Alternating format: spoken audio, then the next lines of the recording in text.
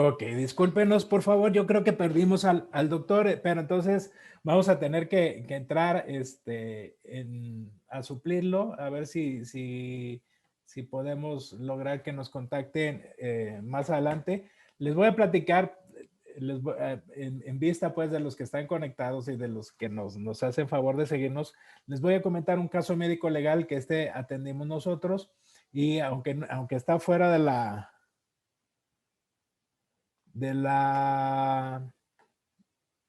del programa, vamos a tratar de que sea un poquito ameno este caso médico legal y es un caso muy particular. Vamos a tratar de hacer tiempo en lo que nos podemos conectar con el doctor de nuevo. Eh, es un caso de un óbito. Si me permiten, les voy a compartir mi pantalla para que veamos el caso.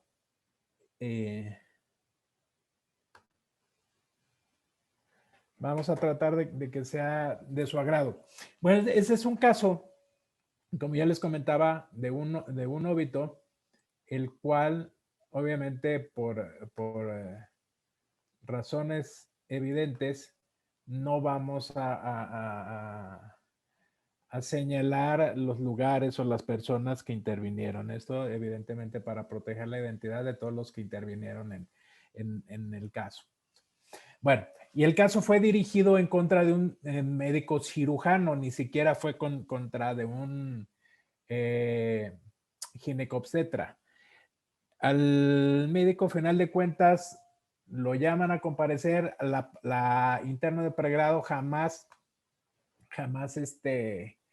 ninguna ocasión compareció ante la autoridad, ni con el Ministerio Público, ni con el juez, y todo en virtud de la norma oficial mexicana, que es precisamente para los campos clínicos. Eh, Siempre nosotros hemos insistido de que el problema que tenemos es con los peritos, porque los peritos se basan muchas veces a lo que son las normas, el pensamiento es muy cuadrado, es muy estrecho, y como la norma de los campos clínicos establecía que los internos de pregrado no tenían responsabilidad porque no pueden estar al pendiente de un paciente, pues evidentemente esto se lo transmiten a la autoridad y la autoridad jamás llamó a la interno. El problema es que, como todos saben, en una institución pública como lo puede ser el IMSS perdón, el Seguro Social, están saturados los servicios y máxime cuando se trata de los servicios de tococirugía. El problema es que si el médico adscrito no tiene conocimiento de un paciente porque éste nunca le llegó a sus manos precisamente porque un tercero, en este caso un médico de interno, una interna de pregrado, jamás avisó, porque una cosa es que estén apoyando a los médicos de base, a los médicos adscritos, y otra cosa, y que no tengan responsabilidad por esto, pero otra cosa distinta es que tienen que avisar y tienen que seguir los lineamientos. Ellos no tienen capacidad de decisión. El problema es que muchas veces en las instituciones se les da esa apertura, se les da esa capacidad de decisión, y en este caso particular la interno estuvo valorando a la paciente y de acuerdo a su criterio, esta nunca presentó trabajo de parto y la regresó en 2 o 3 ocasiones. Ya la tercera ocasión que regresa la paciente, ya angustiada, ya preocupada, ya exigiendo una atención porque prácticamente el producto ya no se movía, es cuando la interna de pregrado decide llamar a los médicos, en este caso los gines, es cuando pasan a la paciente y se percatan que la paciente presentó, ya presentaba un óbito. Aquí la situación muy curiosa y muy particular se da porque al médico que juzgaron y al médico que tuvieron en el problema legal fue un médico cirujano, cuando este médico cirujano ni siquiera le competía la especialidad. El problema fue que la autoridad, y volvemos a lo mismo, que el criterio cuadrado de los médicos peritos decían o señalaban en su dictamen, establecían que el responsable de ese médico interno era el cirujano precisamente, cuando en realidad tampoco lo fue así porque de acuerdo a los roles el instructor de la médico interno era de otra especialidad diferente, no siquiera era el servicio de cirugía, pero por ahí alguien se le ocurrió, en este caso les digo a las peritos, eran mujeres, se les ocurrió que quien tenía la responsabilidad era este médico cirujano, ni siquiera los gines, cuando se trataba de una paciente ginecobstétrica, ni siquiera los molestaron a los gines, independientemente de que ellos hubieran tenido no responsabilidad, ellos fueron quienes debieron de haber dado el seguimiento y no el médico cirujano que a él le imputaban toda la responsabilidad porque nunca valoró a la paciente, porque decían que la interno de pregrado era parte de su responsabilidad y era quien tenía que haber atendido a dicha paciente. Aquí hay unas consideraciones importantes que yo las comento y es para que las tengan ustedes muy presentes. Primero, la atención del paciente fue en el 28 de mayo del 2000 a las 17 horas y el óbito se diagnosticó a las 6 horas con 20 minutos del 29, es decir, un día después. O sea, se imaginan las vueltas que tuvo que haber dado la paciente sin atención médica y sin que la valorara realmente ya un médico ya formado y con una especialidad. Otra de las consideraciones es que tanto la paciente como su esposo refiere que solo la atendió una doctora. Esa doctora es la médico interno, o sea, nunca la atendieron ni el cirujano ni los gines que estaban laborando en esa ocasión. El inculpado, como ya les comentaba, es un médico especialista en cirugía general, cuando él ni siquiera estaba asignado al área, porque si la paciente llegó a un área de urgencias, un área común, en teoría, quien debió de haber valorado o debió de haber sido responsable de ese interno de pregrado fue los médicos encargados del servicio de urgencias, los titulares de las materias o en este caso de la interno, deberían de ser los médicos adscritos al servicio de urgencias. Al médico cirujano decían que él era el encargado del área de urgencias porque dentro de su rol, como ustedes saben, en las instituciones hay quienes se dividen por quienes se van a piso, por quienes se van a hospitalización, por quienes se van a urgencias o quienes están nada más en quirófano, donde tienen sus días quirúrgicos, o hay quienes se van a la consulta externa. En este caso, como el médico estaba asignado al servicio de urgencias, decían que era su responsabilidad y todo, insisto, por el dictamen pericial. La interno, como ya les comentaba, nunca le avisó a ningún médico, ni siquiera a los de urgencias, que eran donde donde estuvo acudiendo la paciente, y tampoco a los gines cuando se trataba de una paciente obstetra. Nunca les avisó, nunca les pidió opinión y ella solita estuvo atendiendo a la paciente, pero les digo que lo más curioso es que ni siquiera la llamaron a declarar, ni siquiera como testigo.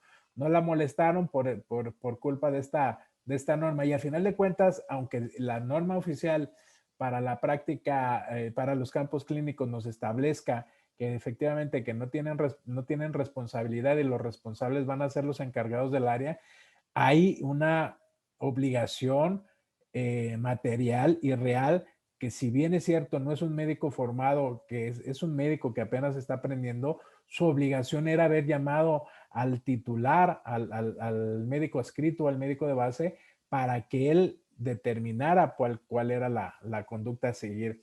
Otra de las consideraciones es que se le imputaba al cirujano general los delitos de homicidio culposo y agravante con responsabilidad médica.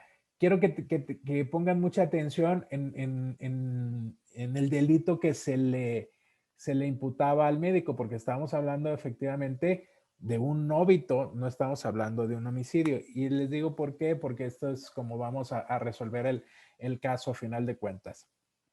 Eh, Otra de las situaciones es que se les imputaba precisamente al cirujano que él era la responsable de atender el área de urgencias, nada más porque lo habían asignado ese día, tenía que estar valorando a los pacientes que llegaban de urgencias, pero únicamente los pacientes quirúrgicos que competieran a su especialidad, porque evidentemente si llegaba un médico, perdón, un paciente de gine, pues tenía que ser el obstetra quien tendría que valorar a la paciente.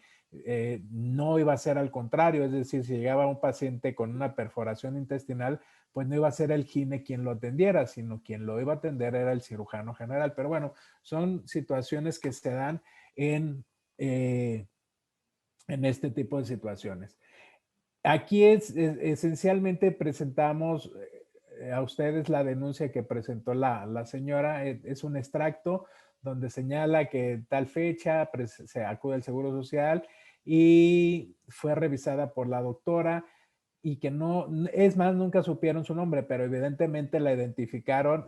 De hecho, se identifica con el expediente clínico porque tuvo la astucia, tuvo la dedicadeza, perdón, la interna de pregrado de hacer notas médicas y donde constaba que había regresado a la paciente. Aún así, fíjense ustedes cómo esta situación se volvió muy ilógica desde el punto de vista de la responsabilidad médico legal. Nunca les avisó a nadie de los médicos que tenían como titulares, a pesar de que la paciente refería fuertes dolores, refería ya tipo dolores, tipo trabajo de parto. La interno jamás las identificó, jamás supo cómo cuantificarlas y esto trajo como consecuencia que el producto presentara un sufrimiento fetal que a final de cuentas fue lo que se transformó ya en el óbito. Después, seguimos con la denuncia. Esta es la declaración de quien atiende a la paciente y diagnostica el óbito. Esto es ya de los ginecobstetras.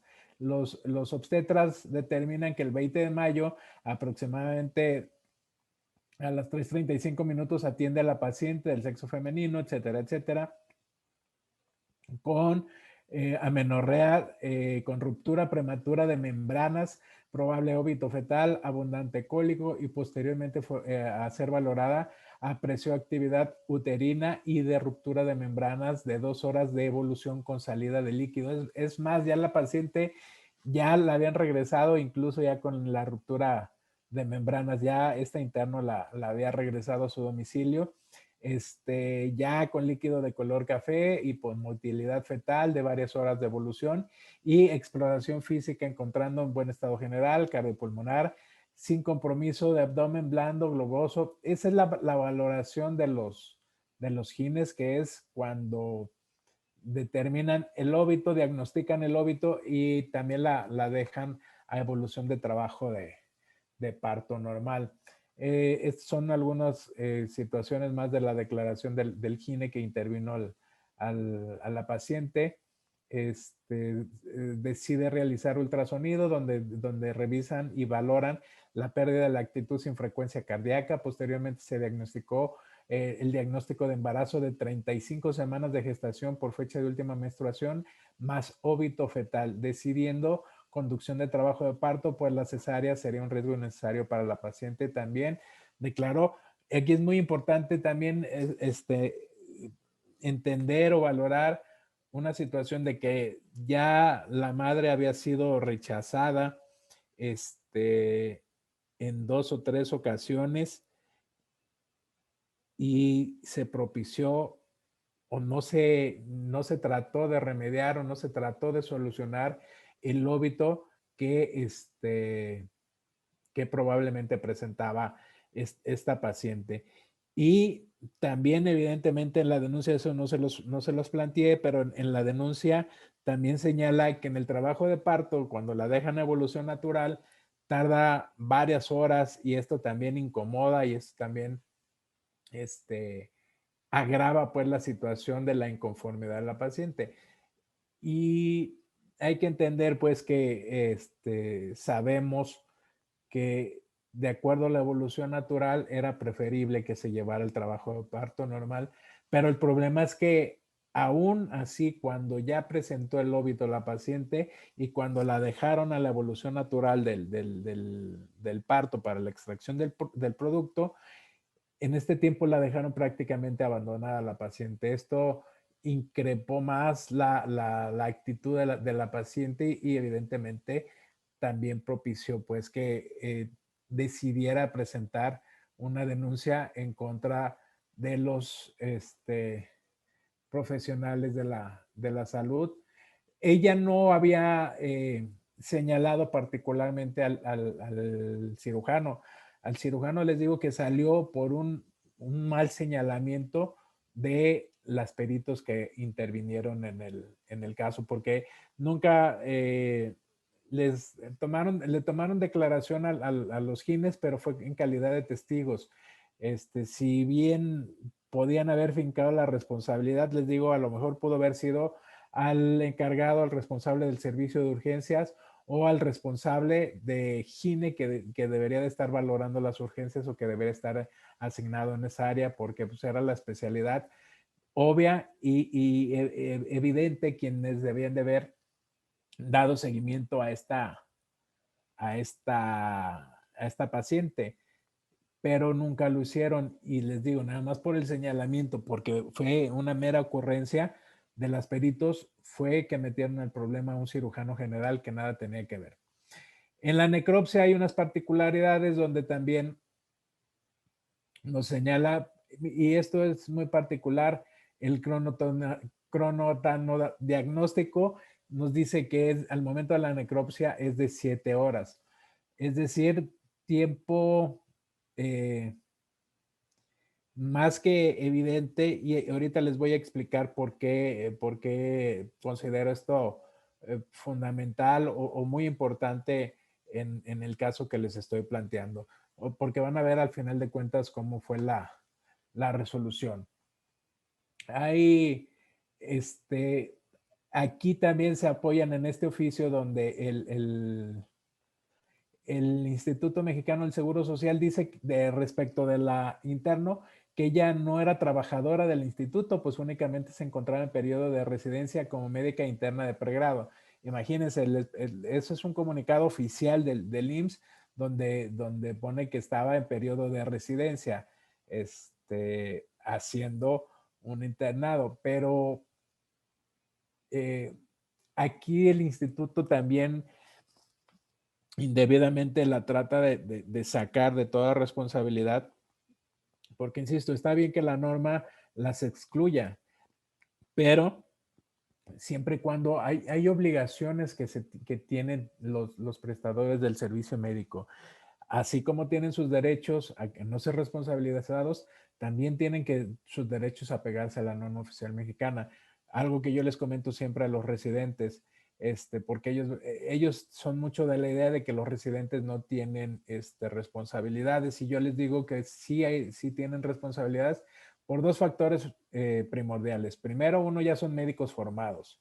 Segundo, la norma oficial mexicana de la residencia médica habla y establece que todas las actividades que haga el residente tienen que ser bajo la indicación con estas dos condiciones. La primera, que sea bajo la indicación del médico escrito y la segunda es que sea bajo su supervisión. En este caso, no, también aplica que los médicos los internos de pregrado deben de sujetarse a las indicaciones que les den sus titulares del área. Y en este caso, pues nunca les dieron indicaciones porque la interno jamás acudió con un médico escrito o con un médico de base a comentarles que era que venía una paciente con cierto grado de complejidad y ella decidió, no lo sabemos porque les digo, nunca podemos entrevistar, nunca la citaron, nunca la hicieron comparecer a esta interno de pregrado. ¿Qué fue lo que la motivó a estar regresando a esta paciente? El dictamen pericial, fíjense bien lo que en base a qué establecía la responsabilidad del cirujano, del cirujano. Dice que observan omisión e inobservancia por parte del médico, el cirujano, al no realizar nota médica de atención, tal y como lo marcan las normas oficiales. Él jamás se enteró de que la paciente estaba ahí. Él jamás tuvo conocimiento de la paciente y le están criticando que hubo una observancia por parte del médico porque no hizo notas médicas. ¿Cómo carambas pretenden las peritos que haga una nota médica de alguien que no conoce? Pero, o sea, así de absurdo era este dictamen. Y de acuerdo como lo marca la norma oficial mexicana 168 y la 234, que es la de los campos clínicos, dice supervisar la valoración médica de quien realizó la valoración médica, quien realizó la médica interna de pregrado. ¿Cómo va a supervisar la atención de la interna de pregrado si no estaba bajo su cuidado ni bajo su responsabilidad? Este es un absurdo, de los casos más controversiales que me ha tocado atender y que por obvias razones incomprensibles. También dice que fue omiso al no realizar la valoración del paciente ni detectar oportunamente las complicaciones que presentó el feto. ¿Cómo iba a valorar y cómo va a ser omiso de algo que desconocía? Pero volvemos. Lamentablemente los peritos actúan así.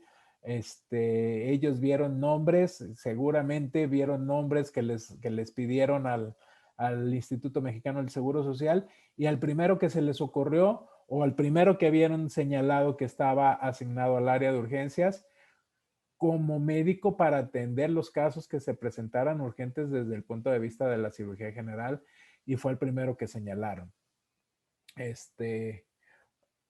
Seguimos con el dictamen. Aquí siguen insistiendo mucho en la norma oficial mexicana de los campos clínicos, que en el sentido de que la interna de pregrado pues no tenía los conocimientos y no tiene las facultades, y quien tenía que haber sido supervisada por este médico. Evidentemente, pues nunca,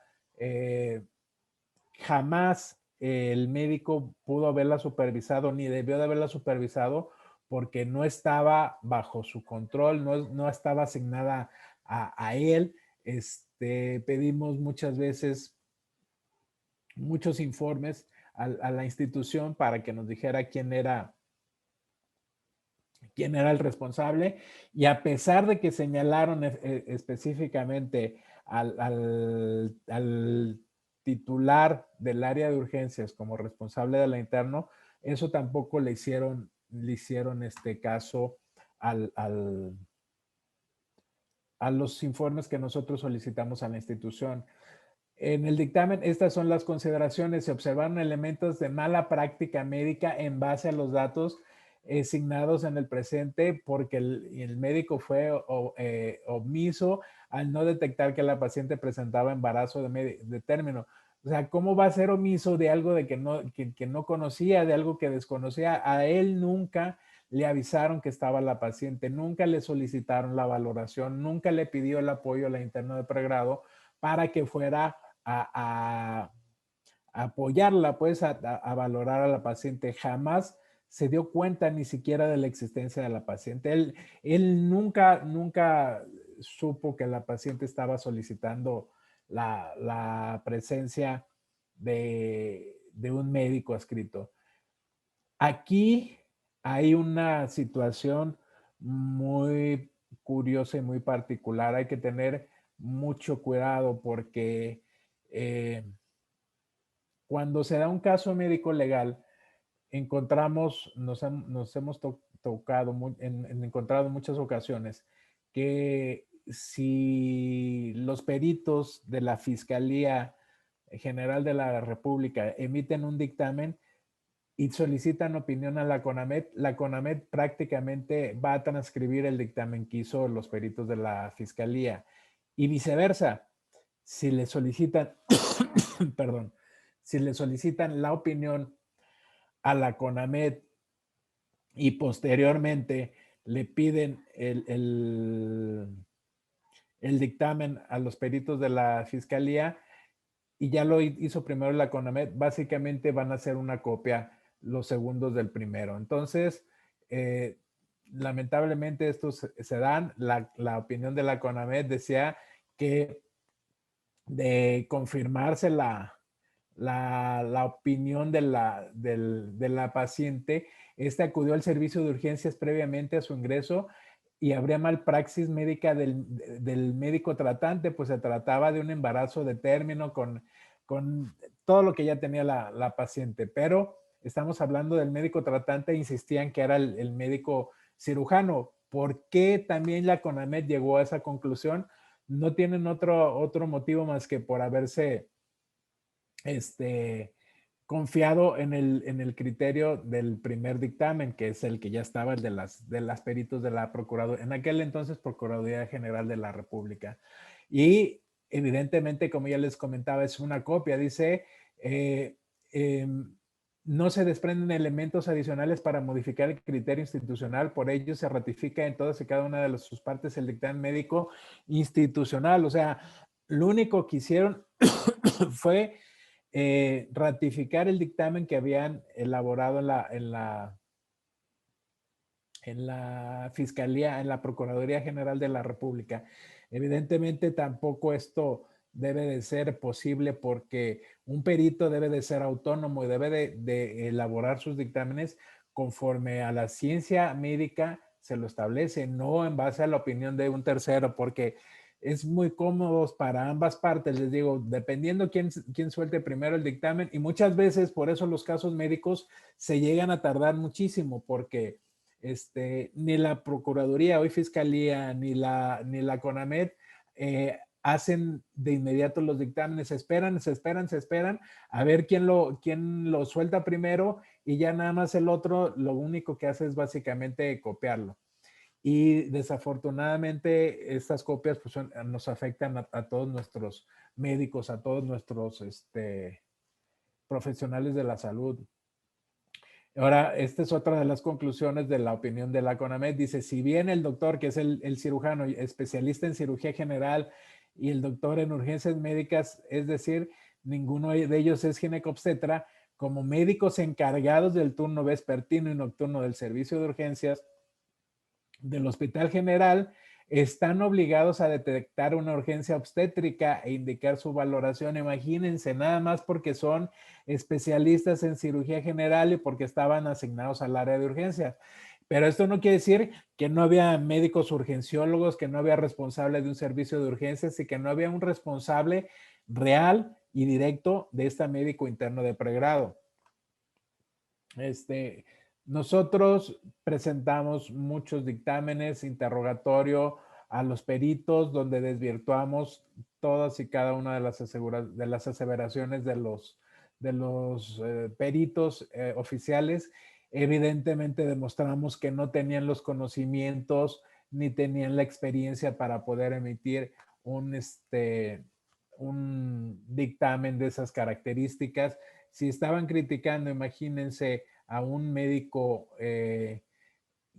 a un cirujano general porque no valoraron a la paciente, estos cómo emitían un juicio de reproche sin tener todos los elementos o sin tener un elemento,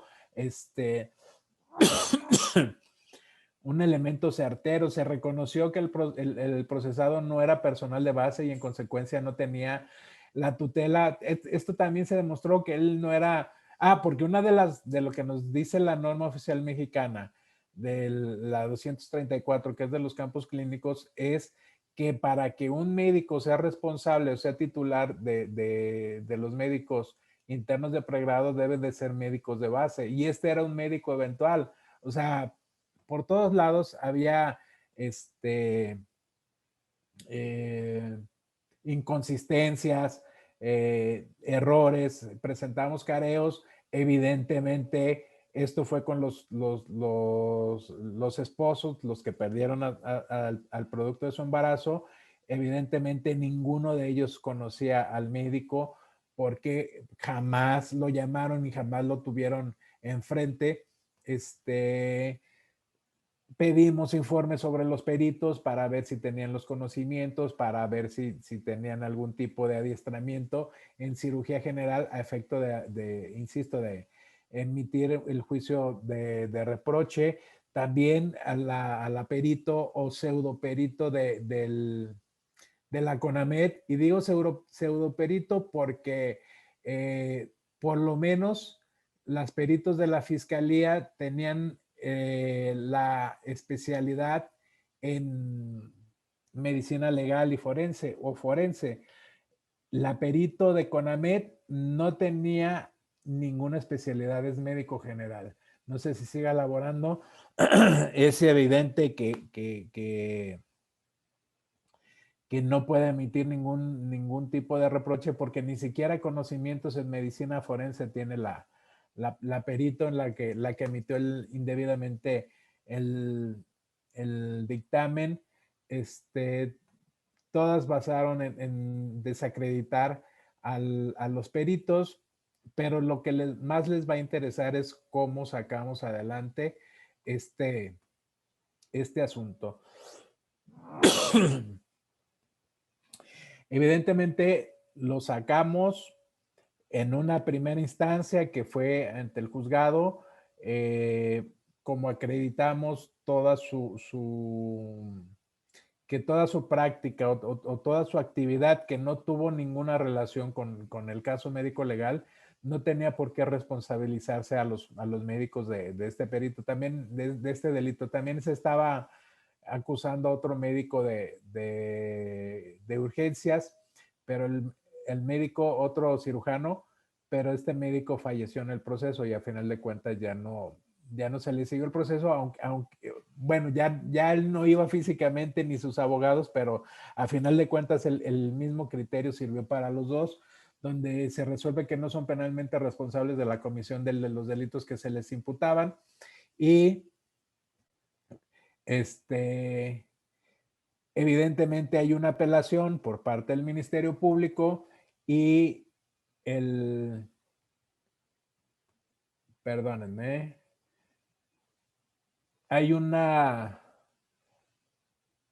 hay una apelación y en esta apelación nos revocan el auto de libertad, señalando otra vez lo mismo, diciendo que sí había una conducta criticable por parte del médico cirujano, porque si era responsable, igual repite la misma dosis que venía señalando el Ministerio Público y evidentemente nosotros nos vamos al amparo.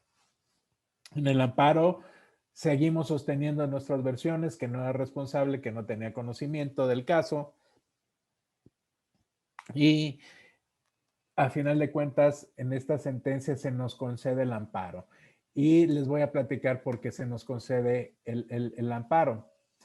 Nosotros señalamos, y por eso les decía que pusieran mucho énfasis o que tuvieran mucho cuidado en lo que yo les decía, el delito que se le estaba siguiendo a nuestro cliente. Se le estaba siguiendo el delito de homicidio culposo.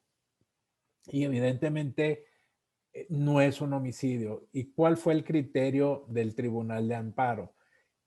El homicidio se hubiera dado cuando existiera la vida de una persona. Y se puede entender que la vida de la persona inicia cuando cuando sale del canal de parto y hay la primera respiración o el primer aliento por parte de esta persona. En este momento se puede considerar que ya está con vida. En tanto el paciente, en este caso el producto, jamás nació ni respiró, evidentemente no pudo haber sido un homicidio, debió de haber sido considerado como un óbito. Pero esto en cuestiones legales, como no se hizo una reclasificación en el momento procesal oportuno, ya se nos concede el amparo total y absolutamente para que no haya ningún tipo de responsabilidad en contra de nuestro médico porque se le estaba siguiendo un delito el cual no era porque se le estaba señalando por el delito de homicidio doloso, homicidio a título de culpa cuando en realidad había sido un óbito y que nunca se le persiguió, nunca se llevó a cabo una investigación, un procedimiento de estas características, es decir, nunca se le siguió el proceso por el óbito. Entonces, evidentemente salió en libertad y dejó ya sin ningún tipo de responsabilidad a nuestro cliente.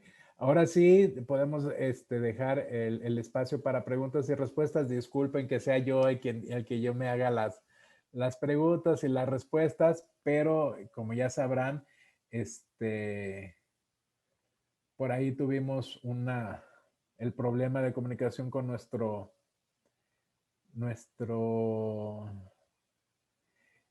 invitado del día de hoy, que ya lo reprogramaremos, pero vamos a tratar de hacer las preguntas. Nada más permítanme.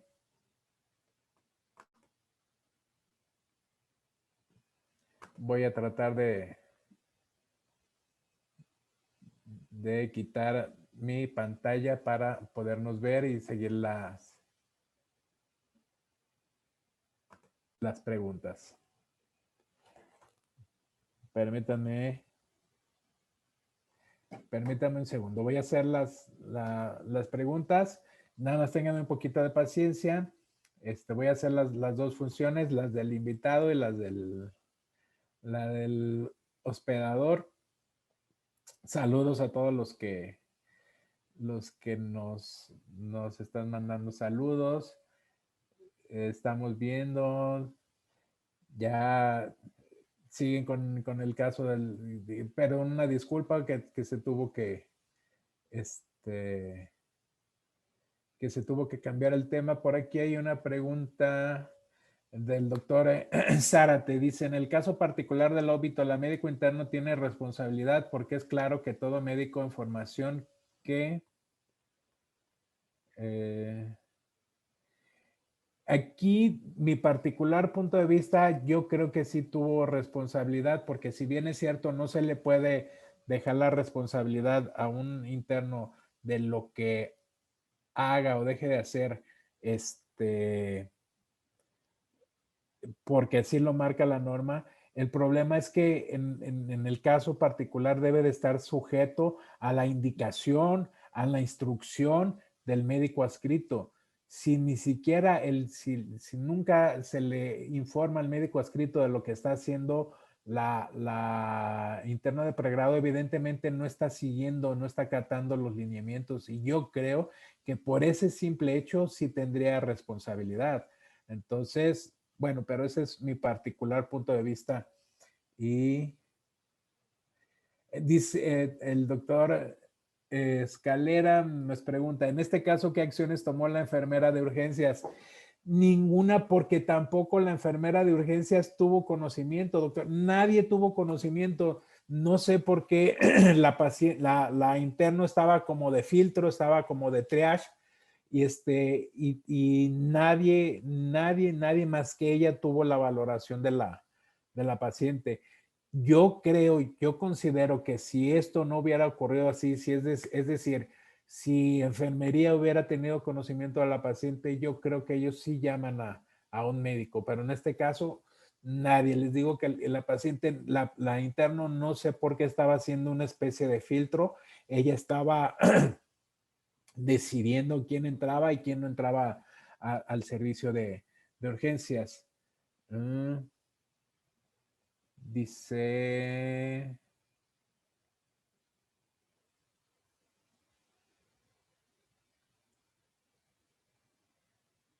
Dice, buenas noches. Si al checar a la paciente, la médico interna y no tenía trabajo de parto y la frecuencia cardíaca fetal estaba normal, por eso no se le habló al obstetra.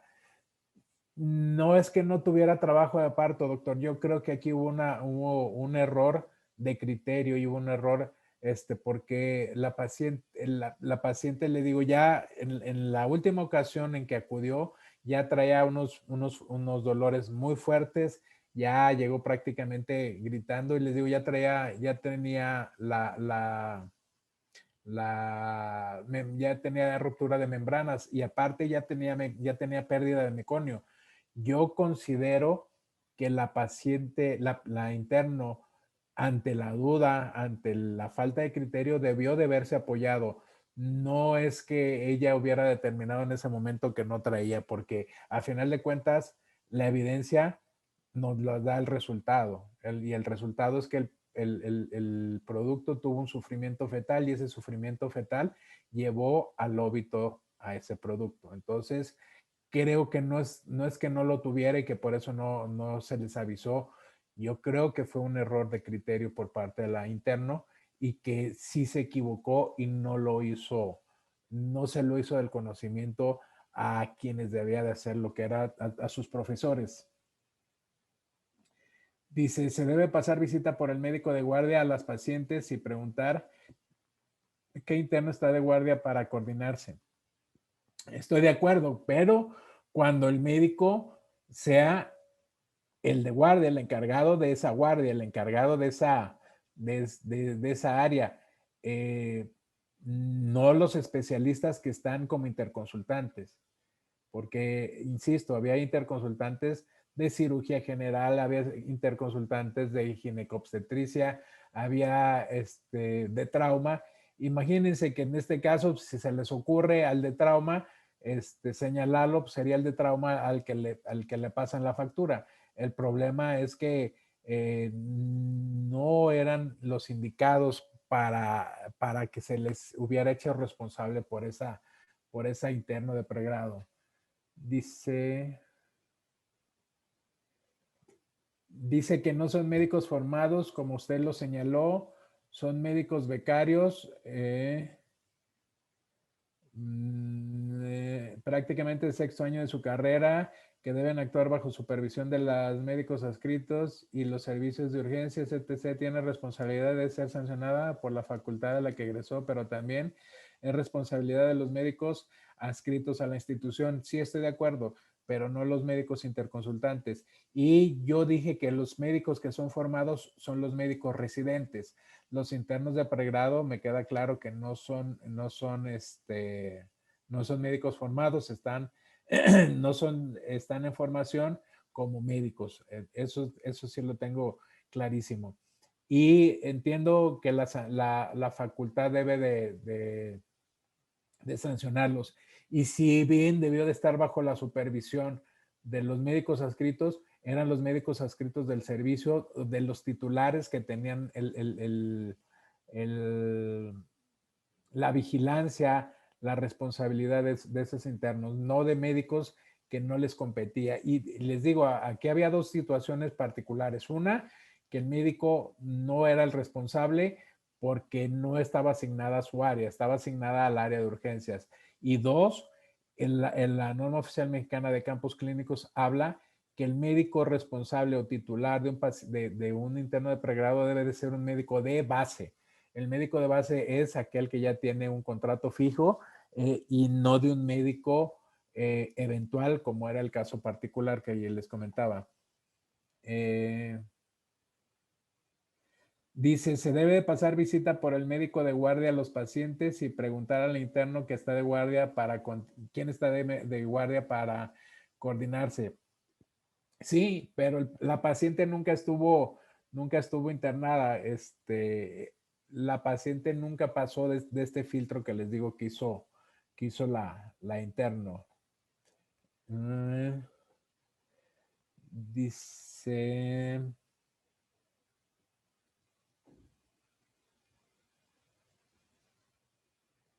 el doctor Pérez Lozada que en la República Mexicana tenemos estados con comunidades en donde los centros de atención de salud son atendidos por pasantes en servicio social, quienes atienden partos con todos sus riesgos y sin un médico titular que los supervise.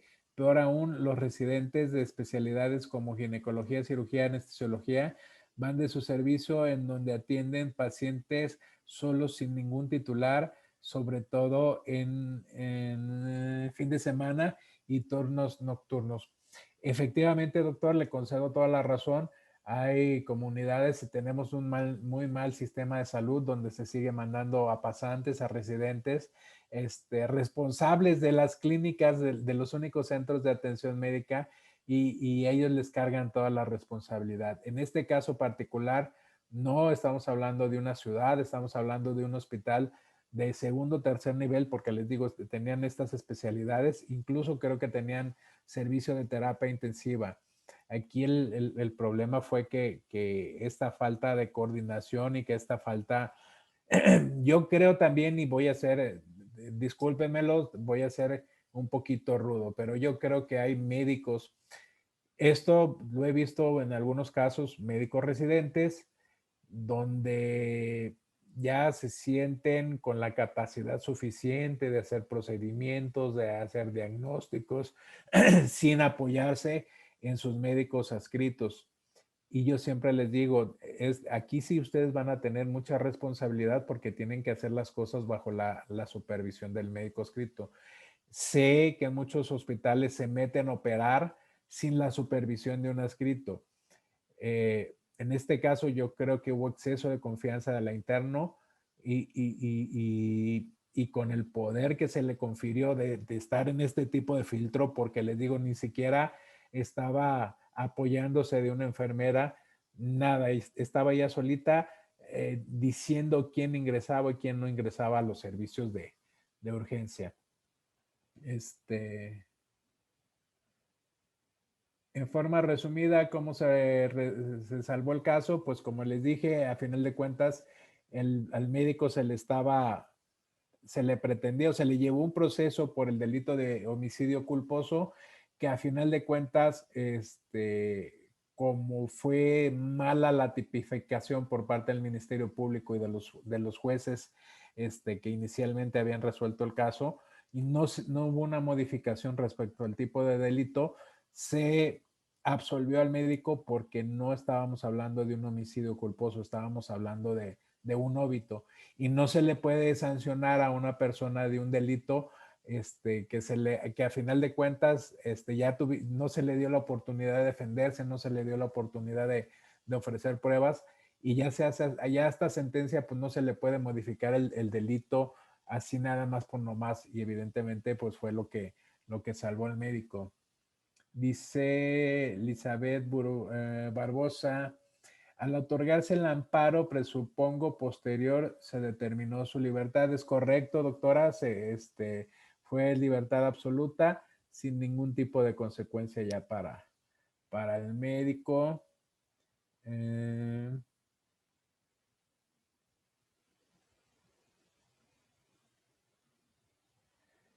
Los números,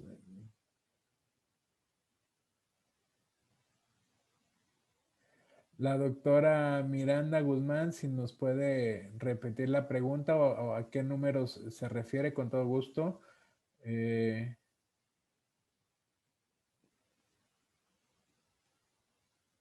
Dice el doctor Heriberto Trapero, difícil, pero ¿por qué estaba sola la médico interna?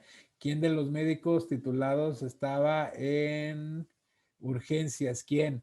Se supone que había un médico de urgencias y se supone que había un coordinador del área de urgencias, doctor.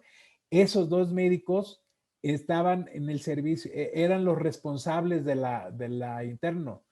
Pero les digo que el problema fue por culpa de los dictámenes periciales que señalaban al cirujano. El problema es que sí había médicos, sí había un médico adscrito al servicio de urgencias y un coordinador del servicio de urgencias, que en todo caso estos eran los responsables de la médico, porque la médico estaba asignada con ellos. Seguimos con las preguntas. La doctora Barbosa, la autoridad que determinó que una interna fuera ese filtro, fueron los médicos de urgencias, doctora. Fueron precisamente los médicos de urgencias responsables del servicio de urgencias, pero ellos no salieron dañados, no salieron raspados, no hubo ningún tipo de responsabilidad, ni siquiera al interior de la institución. De acuerdo, la doctora, la norma oficial mexicana, en aquel entonces las que se estaban criticando, se estaban señalando que no se habían, que había habido inobservancia, era la 168, ya no estaba vigente esa norma, ya es la 004, que se refiere a la norma oficial del expediente clínico. Y la de los campos clínicos, si no ha cambiado, es la 234. Si no, la pueden buscar así como la norma oficial mexicana de campos o para campos clínicos, que es la que regula a los médicos internos de pregrado. Eh,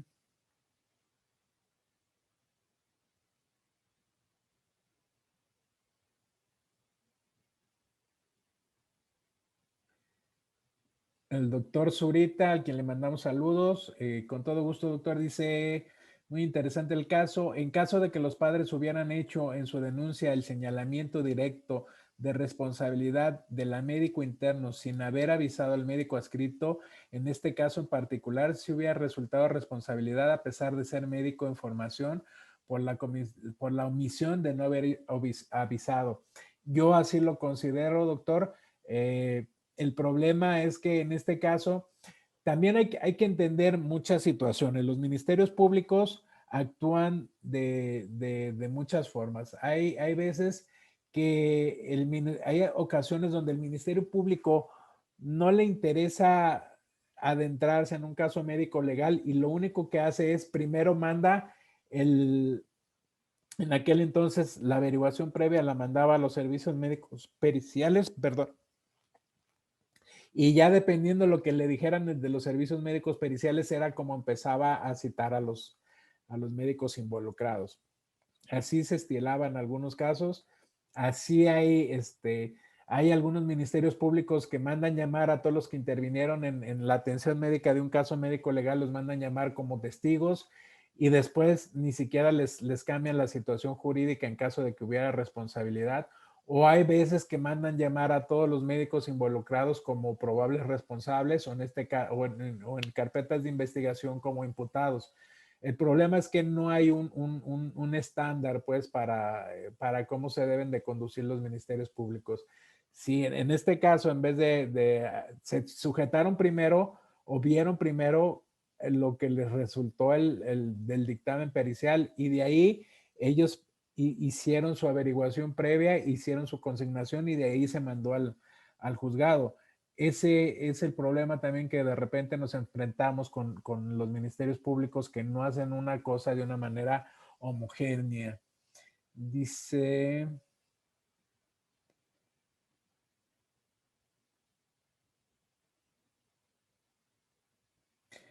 dice el doctor Heriberto Benítez, lamentablemente el sistema legal descansa de la presunción de un absurdo como lo vemos en este caso, es decir, las ocurrencias no tienen otro nombre de los médico perito que así del supuesto experto de la CONAMED y sin embargo el médico especialista en cirugía tuvo que utilizar su defensa en este caso, toda luz es improcedente, además del estrés y la rabia que debe de haber dado si no hay una sanción para los pseudoprofesionales mencionados, pobre de nosotros. Lamentablemente, no, doctor, no hay sanciones porque los peritos oficiales, aunque hagan los dictámenes con los pies, aunque no tengan especialidad, se supone que sus actuaciones son de buena fe y se presume esa buena fe y no se les puede sancionar a menos de que se les demuestre pues que obtuvieron algún beneficio, que hubo algún tipo de soborno, si hubo un tipo de cohecho, si hubo corrupción, doctor. Esa es la única manera que se les podría sancionar, pero lamentablemente a los jueces tampoco, por ejemplo, ellos también se supone que las actuaciones, bien o mal las determinaciones que toman, lo hacen con el presupuesto de que lo hacen de buena fe. Entonces, muy difícilmente se les puede sancionar. Eh, la doctora Rocío, ¿por qué la paciente fue atendida en el servicio de urgencias y no en Toco? En este hospital, el ingreso a Toco era por el servicio de urgencias, doctora. Era un servicio de urgencias común. no estaba esta división de Toco.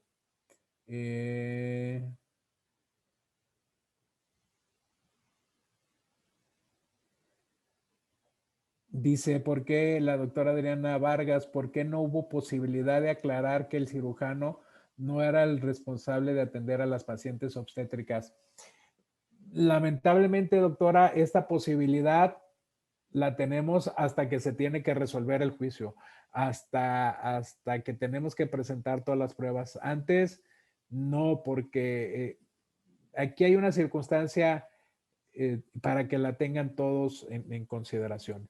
El Ministerio Público, el juez se casa muchas veces o se casaba con las determinaciones, es decir, las consignaciones que les mandaba el Ministerio Público. Ya con esa, el juez creía que lo que le decía el Ministerio Público era pegado a la verdad y se casaba con esa idea. Aquí lo hicimos, doctora, y le digo que en una primera instancia logramos el, el poder revertir esta situación y sacamos libre al médico, una sentencia absolutoria en primera instancia en la resolución del juicio inicial. Evidentemente, les digo, el Ministerio Público tenía sus recursos legales, los promovieron, presentaron un recurso de apelación y en esta apelación se modifica la sentencia y vuelven a lo mismo. Este también es criterio por parte de unos magistrados, se supone con mayor entendimiento, no de las cuestiones técnico-médicas, pero sí desde el punto de vista del derecho, y revierten la sentencia, tenemos que irnos a un amparo, tenemos que solicitar la protección de la justicia federal y es en ese momento donde nos conceden el amparo y nos dicen evidentemente, pues fuera de todos los demás argumentos que ya habíamos esgrimido, le dicen a la autoridad, ¿sabes qué? Estás mal, porque ciertamente le estás imputando un delito de homicidio. El homicidio jamás ocurrió porque no hubo una vida humana, porque no hubo ese momento que respiró el producto para haberse considerado como una vida humana. Entonces debiste de haber actuado por el delito de óbito, que sí es un delito que sí está previsto por la ley, pero lamentablemente no lo hiciste. Ahorita no le vas a afectar los derechos al imputado, al procesado, y no le vas a decir, es que cometiste este delito y ya en sentencia ya no lo puedes hacer porque lo estarías dejando en estado de indefensión. Bueno, pues hasta aquí el caso. Espero que les haya agradado. Espero que les sea de utilidad. Nuevamente les ofrezco una disculpa por los inconvenientes que tuvimos.